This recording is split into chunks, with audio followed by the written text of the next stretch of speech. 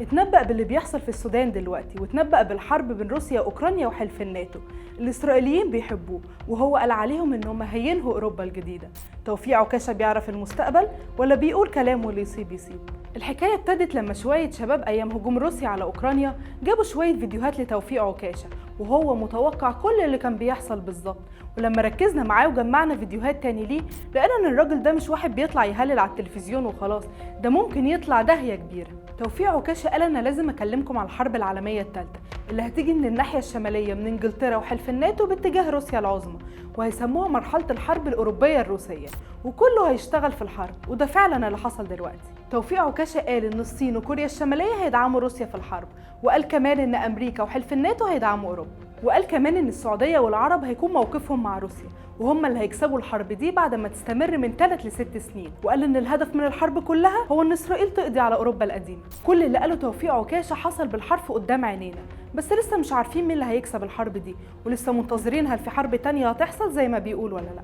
طب هل هو ده بس اللي اتنبأ بيه توفيق عكاشة؟ لا، ده كمان اتنبأ عن السودان، وقال ان هيحصل فيها حرب هتقسمها ل3 دول، وهيحصل انهيار للجيش السوداني هيتقسم ل3 ولايات هيطلع منها الارهاب. كل ده توفيق عكاشة قاله قبل ما يحصل اي حاجه في السودان، وفعلا قامت حرب اهليه بين قوات الدعم السريع والجيش السوداني. الموضوع بان انه محير لدرجه ان علاء مبارك نزل على تويتر وقال انه كلام سليم، وكمان استشهد بكلام توفيق عكاشة وربطه بالمخططات الماسونيه، وقال انه هدف قديم جدا لهدم العرب.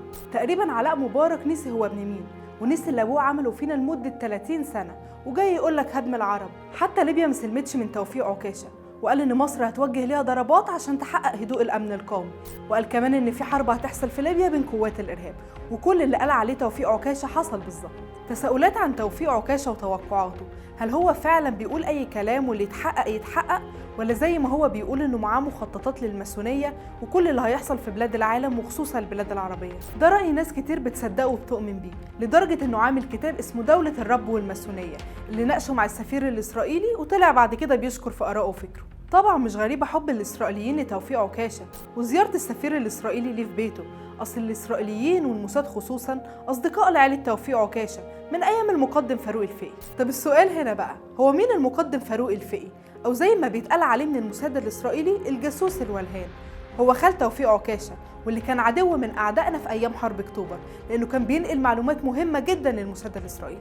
طب لو الكلام اللي بنقوله ده حقيقي، ازاي توفيق عكاشة معاه مخططات الماسونيه وعامل كتاب دولة الرب والماسونيه، وفي نفس الوقت بيشاركوا مع الاسرائيليين اللي هم اصلا اصحاب الفكره؟ طبعا في اراء لناس تانية بتقول ان كل اللي بيتوقعه توفيق عكاشة ده توقعات طبيعيه جدا لاي حد عارف الاحداث وقاري فيها شويه، وانها ملهاش اي علاقه بالماسونيه، وان اصلا مفيش حاجه اسمها ماسونيه.